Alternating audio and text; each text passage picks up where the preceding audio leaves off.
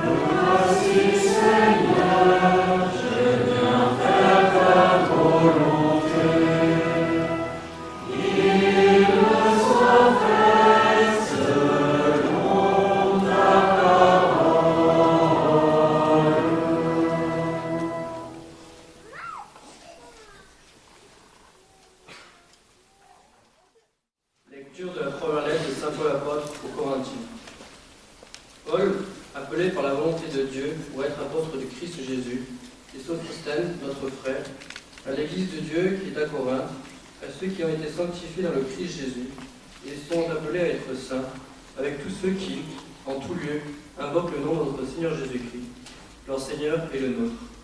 À vous, la grâce et la paix de la part de Dieu notre Père et du Seigneur Jésus-Christ. Parole du Seigneur.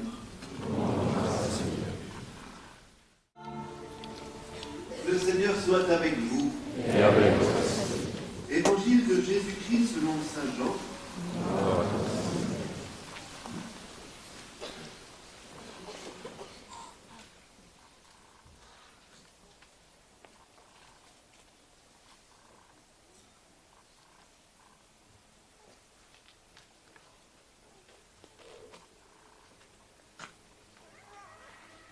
En ce temps-là, voyant Jésus venir vers lui, Jean le Baptiste déclara « Voici l'agneau de Dieu qui enlève le péché du monde. C'est de lui que j'ai dit l'homme qui vient derrière moi est passé devant moi, car avant moi il était. Et moi, je ne le connaissais pas. Mais si je suis venu baptiser dans l'eau, c'est pour qu'il soit manifesté à Israël. » Alors, Jean entendit ce témoignage. J'ai vu l'Esprit descendre du ciel comme une colombe. Et il demeura sur lui. Et moi, je ne le connaissais pas. Mais celui qui m'a envoyé baptiser dans l'eau m'a dit, celui sur qui tu verras l'Esprit descendre et demeurer, celui-là baptise dans l'Esprit Saint. Moi j'ai vu, et je rends témoignage, c'est lui le Fils de Dieu. Acclamons la parole de Dieu.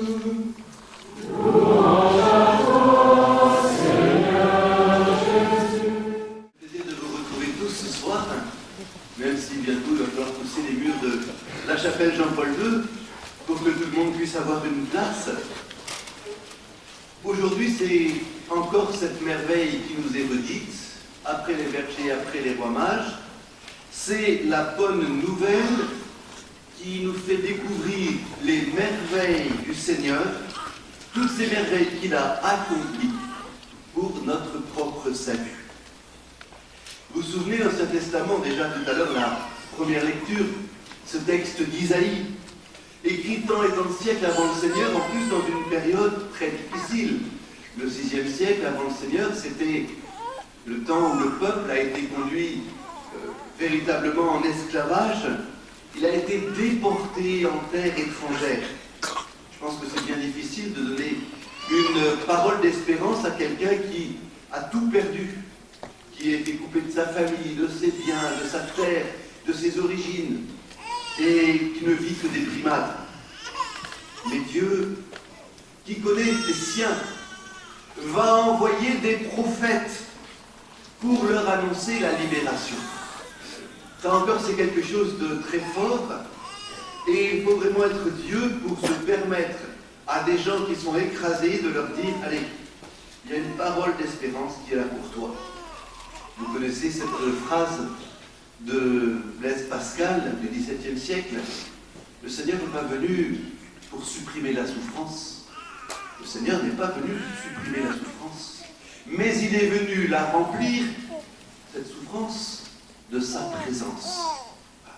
Le Seigneur est venu pour nous dire que dans tous les moments de la vie, il est avec nous. Et comme nous le disait déjà Isaïe dans la première lecture, nous avons du prix aux yeux de Dieu.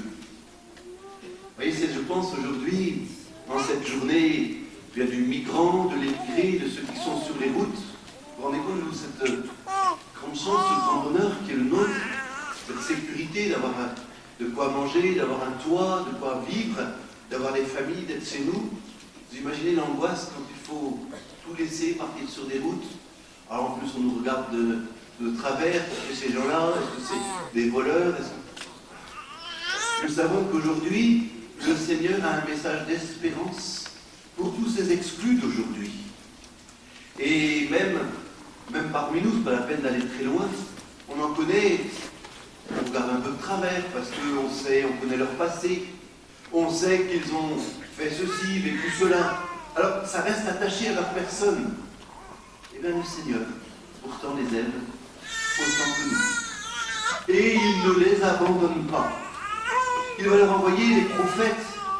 Ce soir, nous avons cette chance d'être 4 prêtres ensemble pour prier avec vous. Les prêtres, bien sûr, sont là pour être des prophètes, c'est-à-dire des porte-paroles de Dieu. Mais aussi vous tous, vous êtes prophètes. Quand on vous voit, puis quand on vous voit dans vos collèges, lycées, ou ceux qui sont en études supérieures, mais vous êtes des prophètes. Vous êtes la lumière. Pour ceux qui ne connaissent pas le Seigneur, ce n'est pas de l'orgueil pour vous que de dire cela. C'est parce que le Seigneur a besoin d'évangélisateurs, et vous aujourd'hui, vous êtes ces évangélisateurs. Vous êtes là pour porter non seulement l'espérance, mais la lumière à toute l'humanité. L'évangile de ce dimanche nous montre Jésus qui vient vers Jean-Baptiste. N'oubliez pas ce que ça veut dire, le nom de Jésus. Ça veut dire Jésus, c'est le Seigneur sauve. Le Seigneur sauve. Et il vient rejoindre tout homme qui est blessé, qui est dans la souffrance. Et ce n'est pas l'homme, mais c'est Dieu qui a l'initiative de venir frapper à la porte de notre cœur, à chacune et à chacun. Nous le voyons rejoindre tout le monde, parce que ce monde a besoin, pas simplement de réconfort, pas simplement d'un peu de joie, d'un peu de lumière, mais ce monde a besoin d'être sauvé. Et même parmi les chrétiens, beaucoup sont découragés parce qu'ils trouvent que ce salut semble lointain. Mais la crèche devant l'autel nous le rappelle. Le Seigneur nous a aimés le premier. Et la crèche, c'est quoi? La naissance, l'irruption de Dieu au cœur de l'histoire des hommes. Alors, c'est ainsi que même Jean-Baptiste va découvrir Jésus sous un jour nouveau. Jean-Baptiste et Jésus sont cousins. Je ne sais pas si vous avez vu, mais dans des musées, on voit souvent des belles peintures, souvent au XVIIe, XVIIIe siècle. C'était le thème, on voit deux petits-enfants qui jouent ensemble. Deux vraiment petits-enfants, et c'est évidemment Jésus et Jean-Baptiste qui grandissent ensemble, donc ils jouent. Normal, deux cousins. Et donc ils se connaissent évidemment comme ça, ils s'apprécient, ils s'aiment bien. Mais voilà que pourtant Jean-Baptiste, adulte, va dire, il était là au milieu de nous, mais je ne le connaissais pas. Pourquoi? Eh bien je pense que nous aussi nous avons fait cette expérience. Il y a des personnes que nous croyons bien connaître, mais au bout d'un certain temps, nous découvrons qu'ils sont autres que nous le pensions. Nous les voyons sous un jour nouveau. Nous n'aurions jamais imaginé les retrouver de cette manière. Alors quand Jean-Baptiste nous dit qu'il ne connaissait pas Jésus, il veut nous dire, mais c'est pas Jésus comme ça que je ne connaissais pas. C'était le mystère qu'il y a dans son cœur. Le mystère de sa vie, le mystère de sa mission, le mystère qui vient changer la vie de tout homme qui est appelé à rentrer en relation directe avec lui. Il va découvrir que ce n'est pas simplement Jésus, son cousin, mais celui qu'on appelle l'agneau de Dieu, celui qui vient porter le salut du monde. Et là nous retrouvons la première lecture et la promesse qui se réalise. Le Seigneur Jésus, Saint-Louis, on ne peut pas le louper, quand on rentre dans la grande église, cet immense calvaire dans le cœur, ce Christ déjà défiguré, démesuré, tellement il porte sur ses épaules le poids du péché, du monde et de l'humanité. Et oui, Jésus est venu chercher ce qui était perdu et prendre sur lui tous nos péchés. Jésus n'est pas du tout ce personnage d'un passé, depuis longtemps révolu, mais il est l'ami qui est toujours au milieu de nous. Ce matin, pendant la messe de 10h30, il y avait tous les enfants qui se préparent en particulier à la première communion. Eh bien, je leur ai dit qu'ils retrouveraient toujours Jésus, mais en particulier retrouveraient Jésus dans sa parole, mais qu'ils le connaîtront encore mieux dans son Eucharistie. Vous savez, je pense que nous sommes invités, à accueillir cette présence du Christ en particulier dans l'Eucharistie, dans la messe. Vous savez, les prêtres qui sommes là, on a beau prendre tous les jours ce petit morceau de pain sans valeur et prononcer les paroles du Christ, mais on le fait toujours avec un respect, un amour et un petit peu un tremblement. Ceci est mon corps, ceci est mon sang. Tout à l'heure, vous avez vu dans ce que disait Saint Jean-Paul II, lui qui était en 80 en France, pape depuis 2 ans, évêque depuis 20 ans, il a dit non, mais moi ce qui compte, c'est mon sacerdoce. Et pour vous tous qui êtes là, nous savons que le Seigneur nous demande, eh bien, est-ce que vous êtes prêts à venir à ma suite? Est-ce que vous êtes prêts à me servir? Il y en a de nombreuses vocations dans l'Église, mais la vocation sacerdotale, c'est une vocation bien particulière, spéciale, comme celle de la vie religieuse. Ce ne sont pas des vocations qui sont tristes, ce ne sont pas des vocations qui sont moins joyeuses, par exemple, que d'être papa ou maman. C'est quelque chose de particulièrement complémentaire. Combien de même célibataires qui sont restés dans le monde ont une vie rayonnante parce qu'ils sont au service de la communauté, parce qu'ils sont au service de leurs frères. Saint Jean-Paul II, nous l'avons vu avec ce qui l'a frappé. Nous avons vu que c'est aussi l'image de son père, malade, son père à genoux, sur son lit pour prier le Seigneur le soir. Et lorsque Carole va chercher des médicaments pour lui, il revient et il le trouve mort dans ce petit caveau qui servait de logement pour eux. Et il le trouve dans une attitude de prière. Je crois que ce soir, nous avons cette certitude que le Seigneur, qui nous connaît tous intimement, qu'il nous aime aussi intimement, et qu'il nous redit comme dans la première lecture, tu as du prix à mes yeux, tu comptes pour moi. Alors, plus nous nous approcherons de lui dans la parole, mais aussi dans l'Eucharistie, plus nous nous conformerons à lui, et plus grandiront notre présence et notre amour pour lui. Alors, peut-être que ce soir, nous allons, oui, le dimanche soir, on se dit, ça y est, c'est lundi matin approche, la reprise, voilà, est à portée de main. Mais ne soyons pas tristes de cela, au contraire. On va demander au Seigneur de reprendre une vie qui soit belle, mais qui soit chrétienne, du lundi soir au dimanche soir, du lundi matin au dimanche soir. Aide-nous, Seigneur, à nous remettre plus en relation avec toi, avec un temps qui soit moins court, qui soit moins rare. Oui, Seigneur, donne-moi faim de toi, donne-nous soif de ta parole et de ton Eucharistie. Fais-nous vivre dans ta familiarité, dans ta joie, dans l'intimité du Père et de l'Esprit. Alors nous verrons que cette vie chrétienne, qui est la plus grande des joies, le plus beau des dynamismes, nous ne pourrons pas la garder pour nous, mais elle rayonnera, souvent malgré nous. Et nous en attirerons d'autres qui viendront voir un peu quelle est cette source, quelle est cette parole, quelle est cette nourriture qui nous remplit et qui, voilà, tout au long de la semaine, nous conduit, qui nous dynamise et qui fait que nous disons chrétiens.